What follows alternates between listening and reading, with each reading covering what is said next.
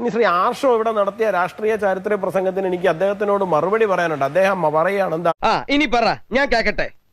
കഴിഞ്ഞ ലോക്സഭാ തെരഞ്ഞെടുപ്പില് നിങ്ങൾ നടത്തിയിട്ടുള്ളത് പോലുള്ള വർഗീയ പ്രചരണം ഇവിടെ വേറെ ആരും നടത്തിയിട്ടില്ലെന്നേ.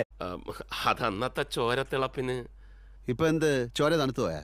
വടകരയിലെ കാഫിർ സ്ക്രീൻഷോട്ട് എന്ന് പറയുന്ന ഒരു സാധനം, കാഫിർ എന്ന് എതിർ സ്ഥാനാർത്ഥിയെ വിളിച്ചു, അല്ലെ തങ്ങളുടെ സ്ഥാനാർത്ഥിയെ വിളിച്ചു എന്ന് പറഞ്ഞുകൊണ്ട് ഒരു മതവികാരം ഇളക്കി വിടുവാനും വേണ്ടിയിട്ടുള്ള ഒരു പരിശ്രമം നിങ്ങളുടെ ഭാഗത്തു നിന്നുണ്ടായത് ഇത് ആദ്യമൊന്നുമല്ല. എന്താ ഉറക്കം വരുന്നു.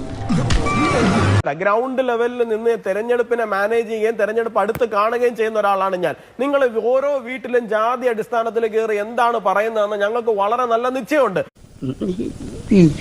പക്ഷെ ഇത് പുറത്തേക്ക് വന്ന ഒരു വിഷയമാണ് എന്നുള്ളത് കാര്യം മാത്രമേ ഉള്ളൂ. പിന്നെ അങ്ങ് പറഞ്ഞല്ലോ കോൺഗ്രസിന്റെ അകത്ത് ഞങ്ങൾ പോയിട്ട് എന്തോ ഫ്രാക്ഷൻ തുടങ്ങിയിരിക്കുകയാണെന്ന്. നിങ്ങളുടെ അകത്ത് ആരാ ഫ്രാക്ഷൻ തുടങ്ങിയിരിക്കുന്നത് സാർ?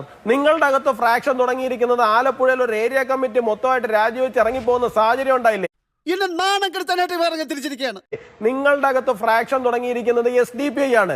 നിങ്ങൾ ഇവിടെ ഇരുന്ന് പറഞ്ഞല്ലോ ജമാഅത്തെ ഇസ്ലാമിയെ മാറ്റി നിർത്തേണ്ടതാണ്, SDPIയെ മാറ്റി നിർത്തേണ്ടതാണെന്ന്. ഒക്ടോബർ 19, 2015 ഹിന്ദുവിന്റെ പത്ര റിപ്പോർട്ട് എന്റെ കയ്യിലുണ്ട്.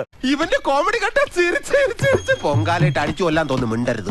വളരെ കൃത്യമായിട്ട് ഏതൊക്കെ വാർഡുകളില്, മുനിസിപ്പാലിറ്റികളില്, പഞ്ചായത്തുകളില് ജമാഅത്തെ ഇസ്ലാമിക്ക് എതിരായിട്ട് നിങ്ങൾ സ്ഥാനാർത്ഥിയെ നിർത്തിയിട്ടില്ല എന്നുള്ള കാര്യം അക്കമിട്ടവര് പറയുന്നുണ്ട്. ഇതൊരു നടത്തു പോണ മാതിരില്ല. വെറുതെ പറയുക മാത്രമല്ല, ഹമീദ് ചെന്നമംഗലൂരിനെ പോലെ ഇടത് നിരീക്ഷകനായിട്ടുള്ള ഒരാളുടെ വാക്കുകളെ ഉദ്ധരിച്ചുകൊണ്ട് വളരെ കൃത്യമായിട്ട് പറയുന്നുണ്ട്. In those places the LDF was backing the independent candidate fielded by Jamaat-e Islami. പറഞ്ഞത് സംഘപരിവാറുകാരും അല്ല, ഹമീദ് ചെന്നമംഗലൂരിന്റെ വാക്കിനെ ഉദ്ധരിച്ചിട്ടാണ് ദ ഹിന്ദു വളരെ കൃത്യമായിട്ട് റിപ്പോർട്ട് ചെയ്തിരിക്കുന്നത്. അങ്ങനെയൊക്കെ വഴിയില്ല.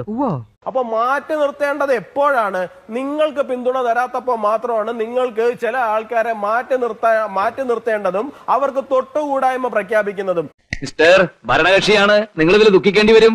ഒരു നിലപാട്, ഒരു നയം എന്നൊക്കെ പറഞ്ഞു കഴിഞ്ഞാൽ അത് സ്ഥായിയായിട്ട് ഉണ്ടാവുക എന്ന് പറയുന്ന ഒരു സ്വഭാവം രാഷ്ട്രീയത്തിൽ ഉണ്ടാവണം സാർ. ഈ അടവ് നയം എന്ന് CPM പേരിട്ട് വിളിക്കുന്നുണ്ടല്ലോ. ഈ ഞങ്ങൾ കള്ളം പറയും എന്നുള്ളതിന് ഫ്രീക്ക് പേരൊക്കെ ഇട്ടിട്ട് അടവ് നയം. എന്താണ് ഈ അടവ് നയം? ഞങ്ങൾ ഇന്ന് പറയുന്നതല്ല നാളെ പറയുന്നതല്ല മറ്റന്നാ പറയുന്നത്. ഇതിന് നിങ്ങൾ ഇട്ടിരിക്കുന്ന ഒരു ഫ്രീക്ക് പേര് മാത്രമാണ് ഈ പറയുന്ന അടവ് നയം എന്ന് പറയുന്നത്. നിങ്ങളുടെ ഈ അടവും കള്ള അടവുകളൊക്കെ ജനം നാട്ടിൽ ഒരുപാട് കാണുന്നുണ്ട്. അതുകൊണ്ട് അങ്ങ് വെറുതെ ഇരുന്ന് ഈ പറയുന്ന രാഷ്ട്രീയ ധാർമ്മിക ചാരിത്ര്യ പ്രസംഗം നടത്താതിരിക്കുന്നതാണ് നല്ലത്. നല്ലോണം കിട്ടിയോ? സാമാന്യം ഭേദപ്പെട്ട രീതി.